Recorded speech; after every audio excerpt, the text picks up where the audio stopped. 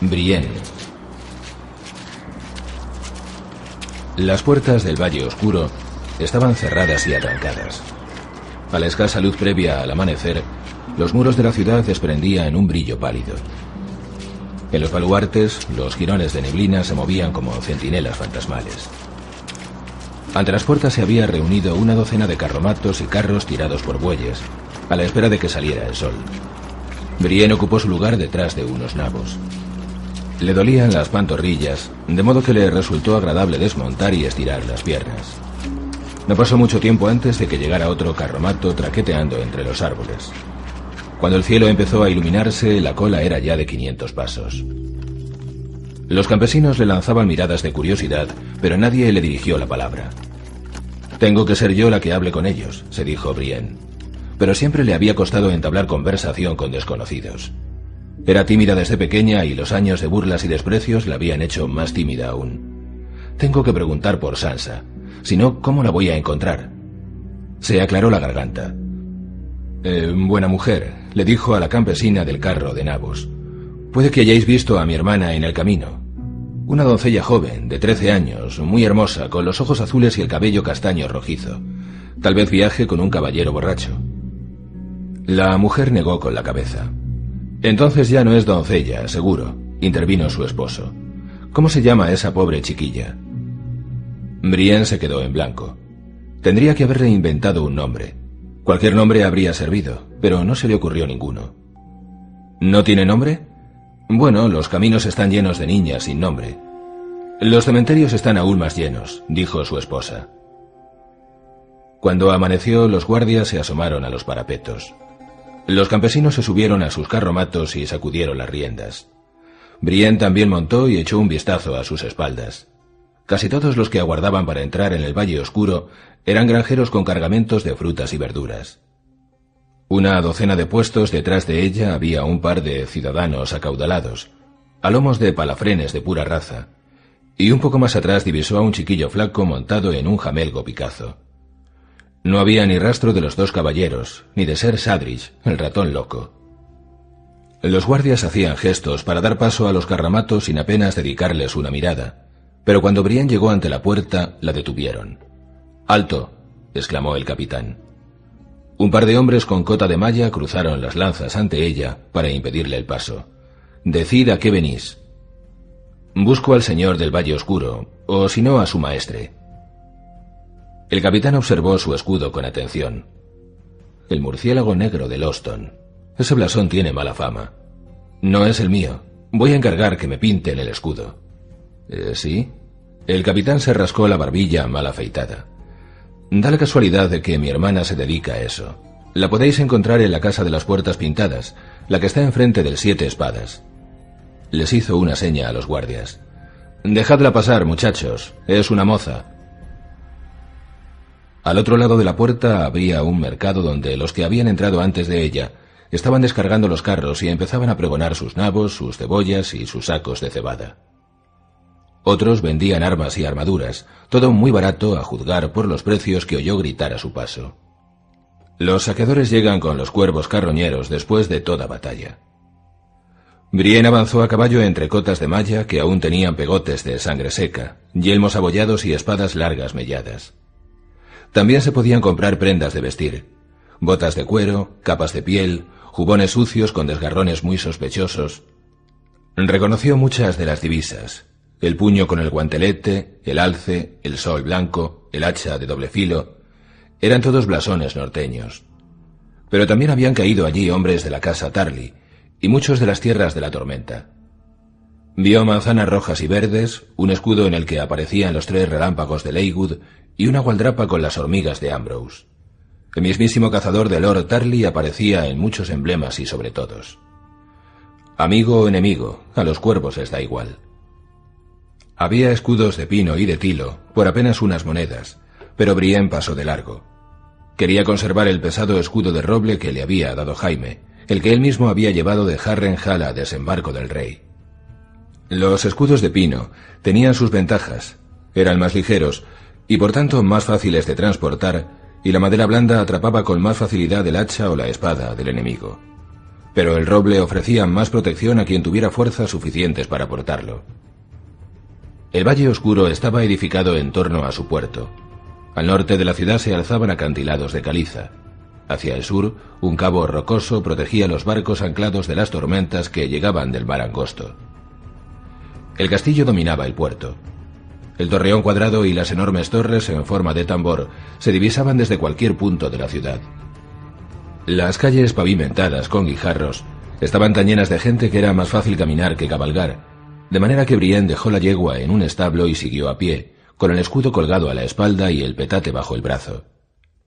No le costó dar con la casa de la hermana del capitán. El Siete Espadas era la posada más grande de la ciudad, un edificio de 4 pisos que sobresalía entre los que lo rodeaban, y las puertas de la casa que había enfrente estaban pintadas con gran talento. En la imagen se veía un castillo situado en un bosque otoñal, con árboles en tonos dorados y ocres. Los troncos de los robles centenarios estaban cubiertos de hiedra, y hasta las bellotas estaban pintadas con amoroso detalle. Al examinar la imagen más de cerca, Brienne vio criaturas en medio del follaje.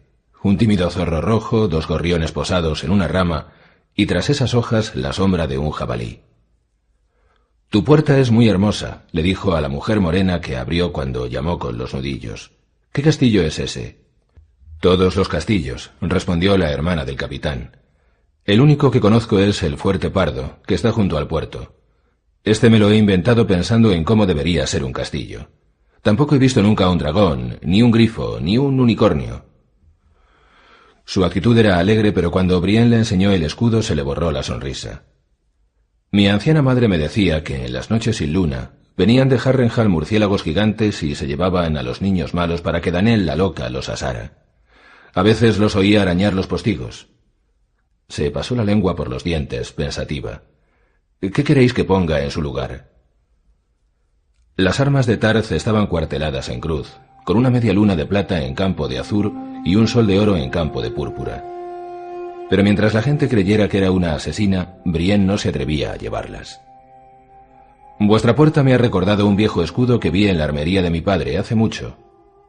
Le describió las divisas con tanto detalle como pudo recordar. La mujer asintió. «Lo puedo pintar ahora mismo, pero luego tendrá que secarse. Tomad una habitación en el Siete Espadas, si os parece bien, y os llevaré el escudo mañana por la mañana». Brienne no había previsto hacer noche en el Valle Oscuro, pero tal vez fuera lo mejor. No sabía si el señor de la ciudad se encontraba en el castillo, ni si accedería a recibirla. Le dio las gracias a la pintora y cruzó la calle en dirección a la posada. Encima de la puerta pendían 7 espadas de madera bajo una púa de hierro. El encalado blanco que las cubría estaba desconchado y se caía a pedazos, pero Brienne sabía qué significaba. Las espadas representaban a los 7 hijos de Darklyn, que habían vestido las capas blancas de la Guardia Real. No había otra casa del reino que pudiera presumir de una hazaña comparable. Fueron la gloria de su casa, y ahora son el cartel de una posada. Entró en la sala común y le pidió al posadero una habitación y un baño. El hombre la alojó en el segundo piso. Una mujer que tenía en el rostro un antojo marrón rojizo le llevó una bañera de madera y después el agua cubo a cubo. ¿Queda algún Darklyn en el Valle Oscuro?, le preguntó Brienne, al tiempo que se metía en la bañera. Bueno, estamos los Darke, yo por ejemplo. En el Valle Oscuro das una patada a una piedra y sale un Darke, o un Darwood, o un Darwood, pero los señores Darklyn han desaparecido. El último fue el Lord Dennis, ese jovencito alocado. ¿Sabíais que los Darklyn eran los reyes del Valle Oscuro antes de la llegada de los Ándalos? Nadie lo diría al verme, pero tengo sangre real. ¿Os imagináis? Tendría que hacer que me trataran con respeto, que me dijeran, Alteza, otra jarra de cerveza. Alteza, hay que vaciar el orinal de la habitación y traer más leña. Alteza, mierda, que se apaga el fuego. Se echó a reír y sacudió las últimas gotas del cubo. Ya está. Está el agua bien caliente. Así me vale. Estaba apenas tibia. Os traería más, pero sobraría, y con lo grande que soy seguro que llenáis una bañera. Solo si es tan pequeña como esta. En Harrenhal las bañeras eran enormes, de piedra. En la casa de baños apenas se veía a través del vapor, y de esa neblina había surgido Jaime, desnudo como en el día de su nombre, mitad cadáver y mitad dios. Se metió en la bañera conmigo, recordó con sonrojo. Cogió un trozo de duro jabón de sosa y se frotó bajo los brazos mientras intentaba evocar el rostro de Renly. Cuando el agua se enfrió por completo, Brienne ya estaba tan limpia como podía estar dadas las circunstancias. Se puso la ropa con la que había llegado y se ajustó el cinto, pero dejó en la habitación la cota de malla y el yelmo para no presentar una imagen tan amenazadora en Fuerte Pardo. Le sentó bien estirar las piernas. Los guardias de las puertas del castillo vestían jubones de cuero con una divisa en la que se veían mazas cruzadas sobre un aspa de plata. «Quiero hablar con vuestro señor», les dijo Brienne. Uno de ellos se echó a reír. «Pues vais a tener que gritar mucho». «Lord Riker ha ido a Poza de la Doncella con Randyll Tarly», informó el otro. «Ha dejado a Sir Rufus League de Castellano para que cuide de Lady Riker y de los pequeños». La escoltaron a presencia de League. Sir Rufus era bajo, corpulento y de barba canosa. Su pierna izquierda terminaba en un muñón. «Disculpad que no me levante», dijo. Brienne le tendió la carta, pero League no sabía leer, así que la envió a ver al maestre, un hombre calvo de bigotes rojos rígidos, con el cuero cabelludo lleno de pecas. Al oír el nombre de Hollar, el maestre frunció el ceño irritado. «¿Cuántas veces voy a tener que cantar la misma canción?» Su expresión debió de delatarla. ¿Acaso pensáis que sois la primera que viene a buscar a Dontos? Más bien la 21ª. Los capas doradas se presentaron aquí a los pocos días de la muerte del rey, con la orden de captura de Lord Tywin. A ver, ¿qué traéis vos? Brienne le mostró la carta con el sello de Tolmen y la firma infantil. El maestre leyó la carta, examinó el lacre y por último se la devolvió. Parece que está en regla. Se sentó en un taburete e indicó a Brienne que ocupara otro. No llegué a conocer a Ser Dontos. Era apenas un niño cuando se fue del Valle Oscuro. Es cierto que los Hollar fueron en tiempos una casa noble. ¿Conocéis su escudo? Un burel en gules y púrpura, con 3 coronas de oro sobre jefe en azur. Los Darkling fueron reyezuelos sin importancia durante la Edad de los Héroes. 3 de ellos se casaron con mujeres Hollar. Más adelante, los reinos grandes engulleron el suyo, pero los Darkling resistieron y los Hollar se mantuvieron a su servicio. Sí, incluso en la Resistencia. ¿Lo sabíais? Algo había oído. Su maestre le contaba que la Resistencia del Valle Oscuro era lo que había vuelto loco al rey Aerys. En el Valle Oscuro todavía aprecian a Lord Denys, pese a la desgracia que hizo caer sobre sus habitantes. A quien culpan es a Lady Serala, su esposa miriense. La llaman la serpiente de encaje. Si Lord Darkling se hubiera casado con una Staunton o con una Stokeworth, en fin, ya sabéis cómo es el pueblo. Dicen que la serpiente de encaje llenó de veneno miriense los oídos de su esposo hasta que se alzó contra su rey y lo tomó prisionero. Durante la batalla, su maestro de armas, Sir Simon Hollar, mató a Sir Wayne Gaunt, de la Guardia Real. Aerys se vio recluido tras aquellos muros durante medio año, mientras la mano del rey aguardaba en el exterior del Valle Oscuro con un poderoso ejército. Lord Tywin contaba con fuerzas suficientes para tomar la ciudad cuando quisiera, pero Lord Denys le hizo llegar el mensaje de que a la primera señal de ataque mataría al rey. Brienne sabía qué había pasado a continuación. El rey fue rescatado, dijo. Barristan el Bravo lo sacó de allí. Cierto, convino el maestre. Ya sin su rehén, Lord Denys abrió las puertas y puso fin a la resistencia antes de dejar que Lord Tywin tomara la ciudad. Se arrodilló y pidió clemencia, pero el rey no era de los que perdonaban. Lord Denys fue decapitado, al igual que sus hermanos, su hermana, sus tíos, sus primos y todos los señores Darkling. A la serpiente de encaje, pobre mujer, la quemaron viva, pero primero le arrancaron la lengua y las partes femeninas, con las que se decía que había esclavizado a su señor. Aún hoy en día la mitad del Valle Oscuro os dirá que Aerys fue demasiado benevolente con ella. ¿Y los Hollar? Cayeron en desgracia y fueron aniquilados, dijo el maestre. Yo estaba forjando mi cadena en la Ciudadela cuando sucedió todo, pero he leído las crónicas de los juicios y los castigos que se les impusieron. Sir John Hollar, el mayordomo, estaba casado con la hermana de Lord Denys y murió con su esposa, al igual que su joven hijo, que era medio Darkling. Robin Hollar era escudero, y mientras el rey estaba prisionero se dedicó a bailotear a su alrededor y a tirarle de la barba. Murió en el potro de tormento. Sir Barristan mató a Sir Simon Hollar durante la fuga del rey. A los Hollar les arrebataron las tierras, derribaron su castillo y prendieron fuego a sus aldeas.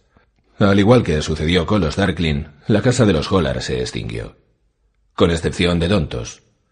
Así es.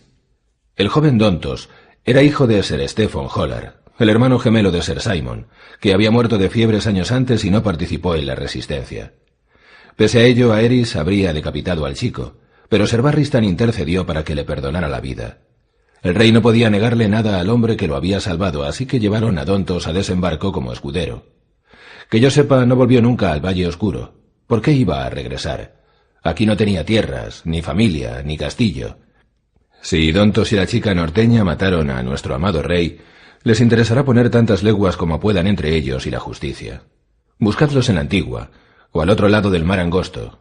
Buscadlos en Dorne, en el muro. Buscadlos en cualquier lugar menos en este. Se levantó. Mis cuervos me reclaman. Disculpad si me tengo que despedir de vos. El camino de vuelta a la posada le pareció más largo que el de ida a Fuerte Pardo, aunque tal vez se debiera a su estado de ánimo. No encontraría a Sansa Stark en el Valle Oscuro, eso era evidente. Si Ser Dontos la había llevado a Antigua o al otro lado del mar angosto, como parecía sospechar el maestre, la búsqueda de Brienne estaba abocada al fracaso. ¿Qué haría Sansa en Antigua?, se preguntó.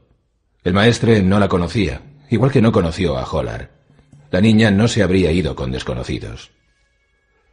En desembarco del rey, Brienne había dado con una de las antiguas doncellas de Sansa, que por entonces se dedicaba a lavar ropa en un burdel.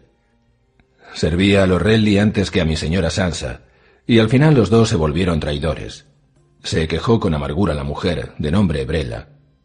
Ahora ningún señor se me acerca siquiera, así que tengo que lavar para las putas. Pero cuando Brienne le preguntó por Sansa, sacudió la cabeza. Os diré lo mismo que a Lord Tywin. Esa chica no paraba de rezar. Iba al septo y encendía velas como una dama, pero casi todas las noches bajaba al bosque de dioses. Se ha ido al norte, seguro. Ahí es donde están sus dioses.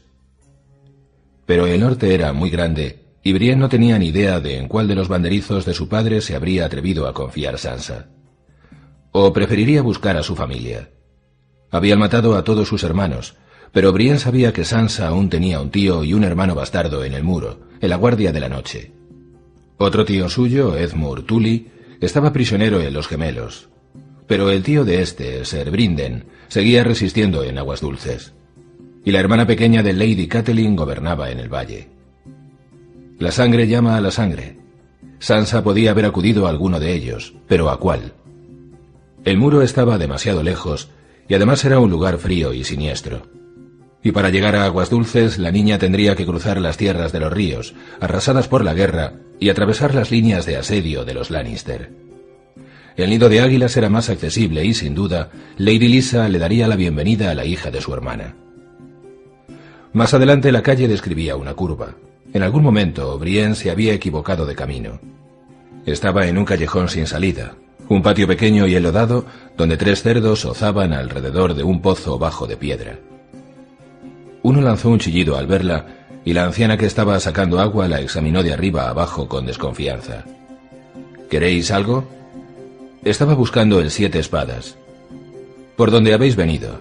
En el septo girar a la izquierda. Gracias.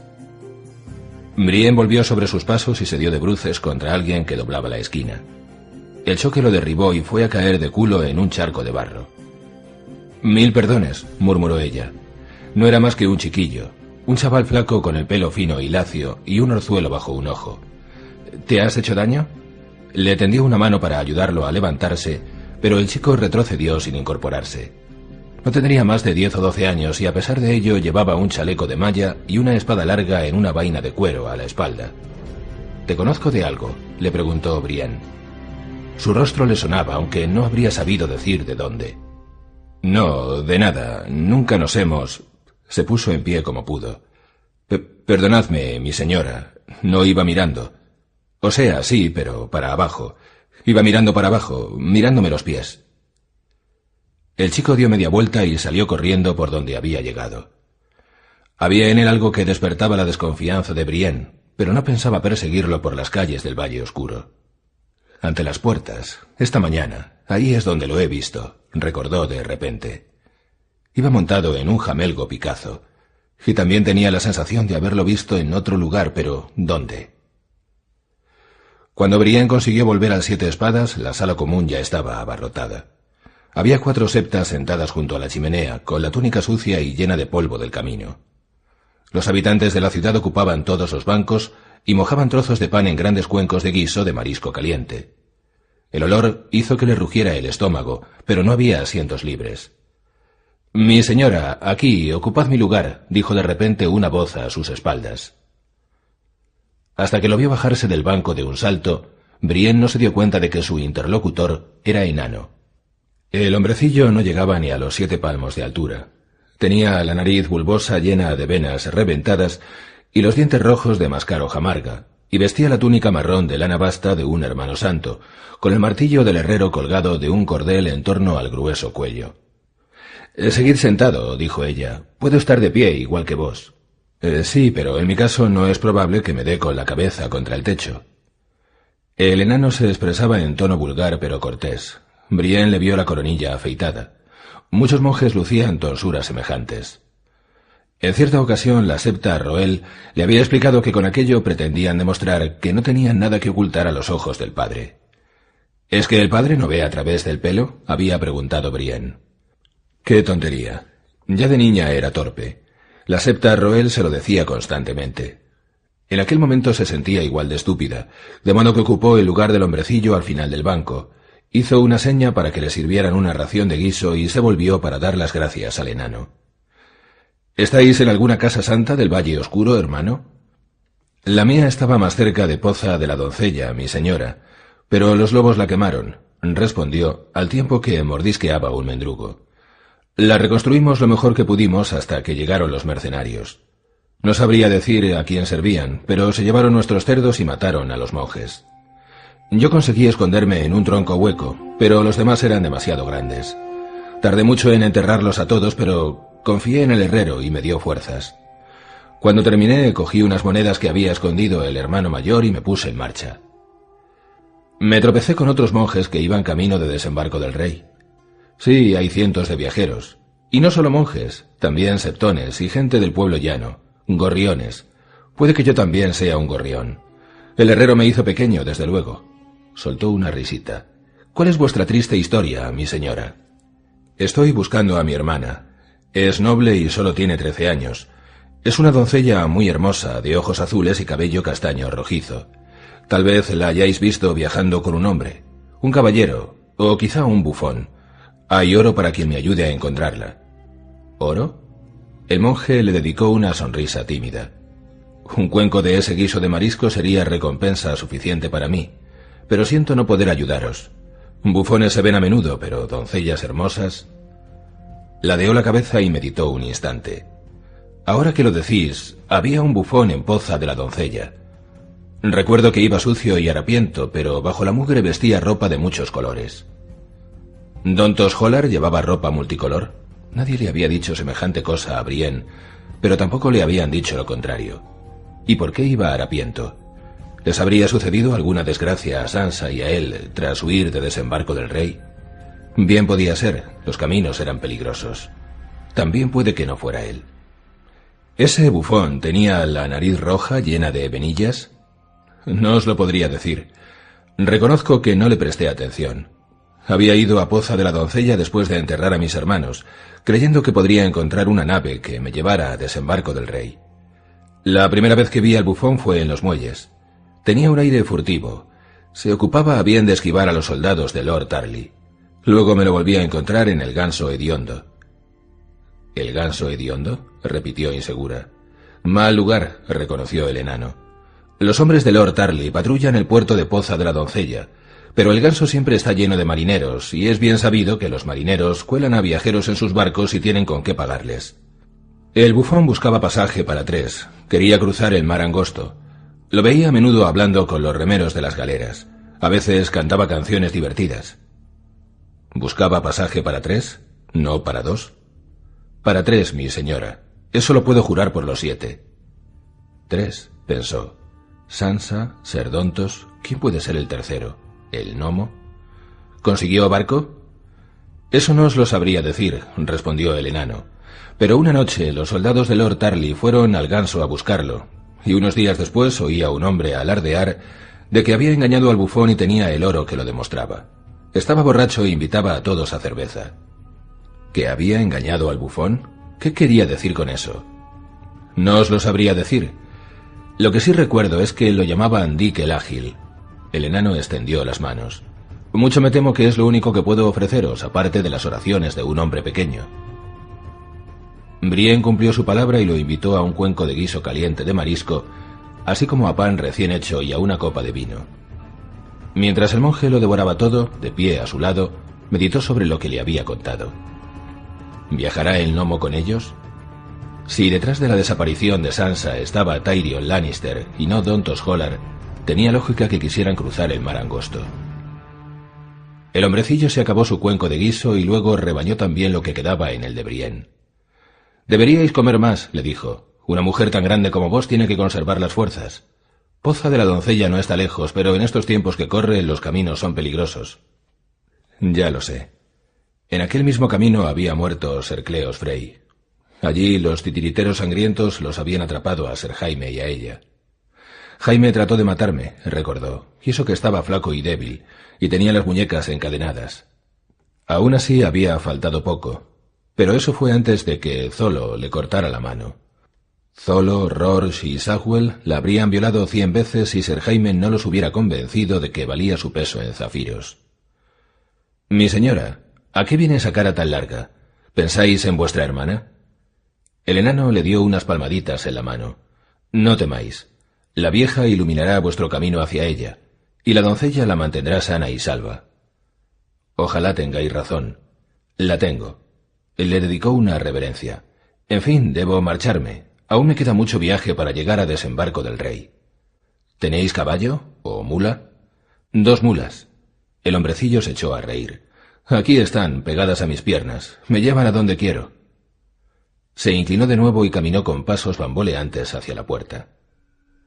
Tras su partida, Brienne se quedó sentada a la mesa bebiendo una copa de vino aguado. No solía tomar vino, pero de tarde en tarde se daba cuenta de que la ayudaba a asentar el estómago. «¿A dónde voy ahora?», se preguntó. «¿A Poza de la Doncella en busca de un hombre al que llaman Dick el Ágil y que frecuenta un local llamado Ganso Hediondo?» La última vez que había estado en Poza de la Doncella, la ciudad estaba arrasada. Su señor se había encerrado en el castillo y los habitantes huían o estaban escondidos.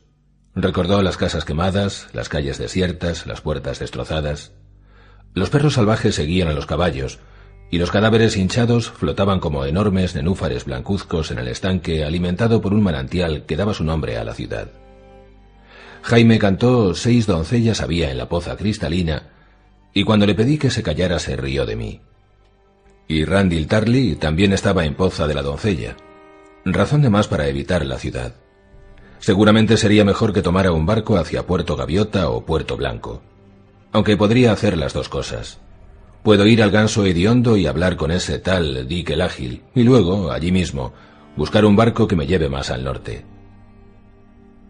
La sala común empezaba a vaciarse. Brienne partió por la mitad un pedazo de pan mientras escuchaba a los demás comensales. La mayor parte de las conversaciones giraba en torno a la muerte de Lord Tywin Lannister. «Dicen que lo mató su propio hijo», comentaba un hombre de la zona, zapatero remendón por su aspecto. «Ese enano malvado». «Y el rey no es más que un niño», dijo la más anciana de las 4 septas. «¿Quién nos gobernará hasta que llegue a la mayoría de edad?» «El hermano de Lord Tywin», respondió un guardia. «O puede que el tal Lord Tyrell, o el matarreyes». «Ese ni hablar», afirmó el posadero. Escupió al fuego. «Es un traidor». Brienne soltó el pan y se sacudió las migas de los calzones. Ya había oído suficiente. Aquella noche volvió a soñar que estaba en la carpa de Renly. Todas las velas se apagaban y el frío la rodeaba como una gruesa manta. Algo se movía en la oscuridad verdosa, algo malévolo y horrible se acercaba a su rey. Quería protegerlo, pero sentía los miembros rígidos, congelados. No tenía fuerzas ni siquiera para levantar una mano. Y cuando la espada de sombras hendió el gorjal de acero verde, cuando la sangre empezó a manar, Brienne vio que el rey agonizante no era Renly, sino Jaime Lannister, y que ella le había fallado. La hermana del capitán se reunió con ella en la sala común, donde Brienne estaba desayunando una taza de leche con miel y 3 huevos crudos batidos. «Habéis hecho un buen trabajo», dijo, cuando la mujer le mostró el escudo recién pintado. Parecía más un cuadro que un blasón propiamente dicho. Al verlo, su mente retrocedió muchos años, hasta la fresca oscuridad de la armería de su padre. Recordó cómo había pasado las yemas de los dedos por la pintura desconchada y desvaída, por las hojas verdes del árbol, por el curso de una estrella errante. Brienne sumó al pago de la mitad de la suma que habían acordado y se colgó el escudo al hombro cuando salió de la posada, después de comprarle pan, queso y harina al cocinero. Abandonó la ciudad por la puerta norte, cabalgando despacio entre sembrados y granjas, por el lugar donde la batalla había sido más encarnizada, cuando los lobos cayeron sobre el Valle Oscuro. Lord Randall Tarly se había puesto al mando del ejército de Joffrey, compuesto por hombres de Occidente y de las tierras de la Tormenta, y por caballeros del dominio. A los caídos de sus filas los habían vuelto a llevar a la ciudad para que reposaran en tumbas de héroes bajo los septos del Valle Oscuro. Los norteños caídos, mucho más numerosos, fueron enterrados en una fosa común, al lado del mar. Sobre el túmulo que marcaba su lugar de descanso eterno, los vencedores habían puesto un sencillo letrero de madera en el que ponía: «Aquí yacen lobos». Brienne se detuvo al lado y rezó en silencio una oración por ellos, y también por Catelyn Stark y su hijo Robb, y por todos los hombres que habían muerto a su lado. Recordó la noche en que Lady Catelyn había recibido la noticia de la muerte de sus dos hijos, de los dos pequeños, que había dejado en Invernalia para que estuvieran a salvo. Brienne supo enseguida que había pasado algo terrible, y cuando le preguntó si había recibido noticias de sus hijos, su respuesta había sido: «No tengo más hijo que Robb». Hablaba como si le hubieran clavado un cuchillo en el vientre y lo estuvieran retorciendo. Brienne había extendido el brazo sobre la mesa para consolarla, pero se detuvo antes de que sus dedos rozaran a la otra mujer por miedo a que la rechazara. Lady Catelyn le había mostrado las manos para enseñarle las cicatrices de las palmas y los dedos, allí donde un cuchillo se había hundido profundamente en la carne. Luego empezó a hablarle de sus hijas. Sansa era una damita, le dijo, siempre cortés y deseosa de complacer. Le encantaban las historias de hazañas caballerescas. Cuando crezca se convertirá en una mujer mucho más hermosa que yo, se le nota. Me gusta cepillarle el pelo. Tiene una cabellera castaña rojiza, muy suave y espesa. A la luz de las antorchas le brilla como el cobre. También le había hablado de Arya, la más pequeña, aunque a aquellas alturas había desaparecido y probablemente estuviera muerta. En cambio, Sansa... «Daré con ella, mi señora», le juró Brienne a la sombra inquieta de Lady Catelyn. «Nunca la dejaré de buscar. Si hace falta, sacrificaré mi vida, sacrificaré mi honor, sacrificaré todos mis sueños, pero la encontraré». Más allá del campo de batalla, el camino discurría junto a la orilla, entre el mar gris verdoso y una sucesión de colinas bajas de piedra caliza. Había más viajeros aparte de Brienne. A lo largo de la costa, durante muchas leguas, había aldeas de pescadores que utilizaban aquel camino para llevar sus capturas al mercado. Pasó junto a una pescadera y sus hijas, que volvían a casa con las cestas vacías cargadas a los hombros. A causa de la armadura, la confundieron con un caballero hasta que le vieron la cara. Las chicas intercambiaron susurros y la miraron de reojo. «¿Habéis visto por el camino a una doncella de 13 años?» les preguntó. «Una doncella noble, con los ojos azules y el cabello castaño rojizo». Ser Sadrich la había vuelto más precavida, pero tenía que seguir intentándolo. Puede que viaje con un bufón. Las mujeres se limitaron a sacudir la cabeza y a taparse la boca con las manos para reírse de ella. En el primer pueblo en el que entró, los chiquillos descalzos corrieron junto a su caballo. Herida por las risitas, se había puesto el casco, de modo que la confundieron con un hombre. Un chico se ofreció a venderle almejas, otro le ofreció cangrejos, otro le ofreció a su hermana. Brienne le compró 3 cangrejos al segundo. Cuando salió del pueblo estaba empezando a llover y se había levantado mucho viento. «Se aproxima una tormenta», pensó mientras miraba el mar.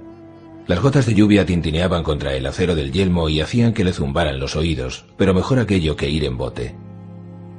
Tras una hora de cabalgar hacia el norte, el camino se dividía junto a un montón de escombros, las ruinas de un castillo pequeño. La desviación de la derecha seguía junto a la costa y zigzagueaba a lo largo de la orilla hacia Punta Zarparrota, una zona desolada de pantanos y arenales. La de la izquierda discurría entre colinas, prados y bosques hasta Poza de la Doncella. La lluvia había arreciado. Brienne desmontó y guió a la yegua para salir del camino y refugiarse en las ruinas.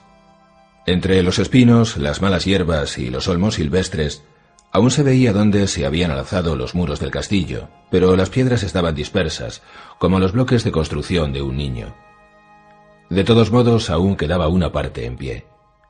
Las 3 torres eran de granito gris, como las murallas caídas, y las almenas eran de asperón amarillo. 3 coronas, comprendió al contemplarlas entre la lluvia. 3 coronas doradas. Aquel castillo había sido de los Hollar. Probablemente Serdontos naciera allí. Guió a la yegua entre los escombros hasta la entrada del edificio central. De la puerta solo quedaban unas bisagras de hierro oxidado, pero la techumbre seguía en su lugar y el interior estaba seco. Brienne ató a la yegua a un candelabro de la pared, se quitó el yelmo y se sacudió la cabellera. Estaba buscando leña seca para encender una hoguera cuando oyó otro caballo que se acercaba. El instinto la hizo retroceder para ocultarse entre las sombras, donde no podrían verla desde el camino. En aquella misma zona la habían capturado junto con Jaime. No pensaba volver a pasar por lo mismo. El jinete era un hombre menudo. El ratón loco, pensó en cuanto lo vio. ¿Cómo ha sido capaz de seguirme? Se llevó la mano al puño de la espada. ¿Acaso Ser Sadrich pensaba que sería presa fácil solo porque se trataba de una mujer? El castellano de Lord Grandison había cometido el mismo error. Se llamaba Humphrey Bagstaff. Era un hombre orgulloso de 65 años, con nariz aguileña y el cuero cabelludo repleto de manchas. El día en que los prometieron advirtió a Brienne de que en cuanto se casaran, se tendría que comportar como una mujer de verdad. No toleraré que mi señora esposa vaya por ahí haciendo cabriolas con una armadura de hombre. Me obedecerás, o de lo contrario tendré que castigarte. Ella tenía 16 años y sabía manejar la espada, pero pese a sus proezas con las armas seguía siendo tímida.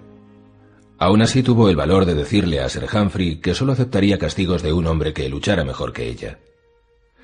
El anciano caballero se puso como la grana, pero accedió a vestir la armadura para ponerla en su lugar. Pelearon con armas de torneo, romas, de manera que la maza de Brienne no tenía púas. Le rompió a Sir Humphrey una clavícula y 2 costillas, y de paso rompió su compromiso. Fue su tercer prometido, y también el último. Su padre no volvió a insistir. Si de verdad era Ser Sadrich, que le seguía la pista, tal vez tuviera que pelear. No tenía la menor intención de asociarse con él ni de permitir que la siguiera hasta llegar a Sansa. Es de esos arrogantes que lo son porque saben manejar las armas, pensó, pero también es menudo. Tengo más alcance que él, y además soy más fuerte. Brienne era tan fuerte como la mayoría de los caballeros, y según decía su viejo maestro de armas, era más veloz de lo que cabía esperar en alguien de su tamaño. Los dioses también le habían dado resistencia, cosa que Ser Goodwin consideraba un noble don. Los combates con espada y escudo siempre eran agotadores y la victoria solía ser para el más resistente. Ser Goodwin le había enseñado a pelear con cautela, a conservar las fuerzas mientras sus rivales se agotaban en ataques furiosos. Los hombres siempre te van a subestimar, le dijo. El orgullo hará que quieran derrotarte deprisa, para que no se diga que una mujer los puso a prueba. Descubrió hasta qué punto eran ciertas aquellas palabras en cuanto salió al mundo. Hasta Jaime Lannister se había enfrentado a ella, así en los bosques cercanos a Poza de la Doncella. Si los dioses eran bondadosos, el ratón loco cometería el mismo error. Puede que sea un caballero curtido, pensó, pero no es Jaime Lannister. Desenvainó la espada. Pero el caballo que se detuvo donde se dividía el camino no era el corcel pardo de Ser Sadrich, sino un jamelgo picazo, viejo y agotado, montado por un niño flaco. Al verlo, Brienne retrocedió desconcertada. No es más que un niño, pensó, hasta que vio el rostro que ocultaba la capucha. El chico del Valle Oscuro, el que tropezó conmigo, es él. El niño ni se fijó en las ruinas del castillo, sino que escudriñó una desviación del camino y luego la otra. Tras titubear un instante, condujo el jamelgo hacia las colinas. Brienne lo observó alejarse entre la lluvia, y de repente recordó que también lo había visto en Rosby. Me está siguiendo, comprendió. Pero yo también sé jugar a eso. Desató a la yegua, montó y fue en pos de él. El chico tenía los ojos clavados en el camino, observando las huellas llenas de agua. Entre la lluvia y la capucha que llevaba puesta no la oyó acercarse. Ni siquiera miró hacia atrás hasta que Brienne se situó tras él y golpeó al jamelgo en la grupa con la hoja de la espada. El caballo se encabritó y el muchachito flaco salió despedido, con la capa ondeando como un par de alas. Aterrizó en el barro y se incorporó cubierto de manchas, con un tallo de hierba seca entre los dientes. Brienne estaba ante él. Sí, era el mismo niño, no cabía duda. Reconoció el orzuelo al instante. «¿Quién eres?», preguntó con brusquedad. El chico movió los labios sin emitir sonido alguno. Tenía los ojos grandes como huevos. Fue lo único que pudo decir. La loriga tintineaba cuando se estremecía. «¿Por favor?», dijo Brienne. «¿Estás intentando decir por favor?». Le puso la punta de la espada en la nuez. «Por favor, dime cómo te llamas y por qué me sigues». «Por favor, no». Se metió un dedo en la boca, se sacó un pegote de barro y escupió. «Pod. Me llamo Podrick. Payne». Brienne bajó la espada y sintió un ramalazo de compasión. Recordó cierto día, en el castillo del atardecer, y a un joven caballero con una rosa en la mano. La llevaba para dármela a mí, o eso le había dicho la septa. Lo único que tenía que hacer era darle la bienvenida al castillo de su padre. Él tenía 18 años, el pelo largo rojizo le caía por los hombros. Ella tenía 12 e iba embutida en una túnica nueva con el corpiño lleno de granates. Tenían más o menos la misma altura, pero Brienne no conseguía mirarlo a los ojos ni recitar las sencillas palabras que le había hecho aprender la septa. «Ser Ronet, os doy la bienvenida a la residencia de mi padre. Me alegro de conoceros al fin». «¿Por qué me sigues?», le preguntó al chico. «¿Te han encargado que me espíes? ¿A quién sirves? ¿A Varys o a la reina?» «No, a ninguno de los dos. A nadie». Brienne le echaba unos 10 años, pero se le daba muy mal calcular la edad de los niños. Siempre le parecían menores de lo que eran, tal vez porque ella siempre había sido grande para su edad. Monstruosamente grande, solía decir la septa Roel, y con trazas de hombre. «Este camino es demasiado peligroso para un niño solo». «Pero no para un escudero. Soy su escudero, el escudero de la mano». «¿De Lord Tywin?» Brienne envainó la espada. «No, de esa mano no, de la anterior. Su hijo. Luché con él en la batalla. Yo gritaba, ¡medio hombre! ¡Medio hombre!». El escudero del gnomo. Brienne no sabía siquiera que tuviera escudero. Tyrion Lannister no era caballero. Podría tener un criado o dos que lo asistieran y tal vez un paje y un copero, alguien que lo ayudara a vestirse, pero un escudero. «¿Por qué me sigues?», insistió. «¿Qué quieres?». «Encontrarla». El chico se puso en pie. «A su esposa. Vos la buscáis». «Me lo dijo Brella». «Es su esposa. Brella no, sino Lady Sansa. Así que pensé que si la encontrabais». De repente su rostro se contrajo en una mueca de angustia. «Soy su escudero», repitió mientras la lluvia le corría por la cara. «Pero se fue sin mí».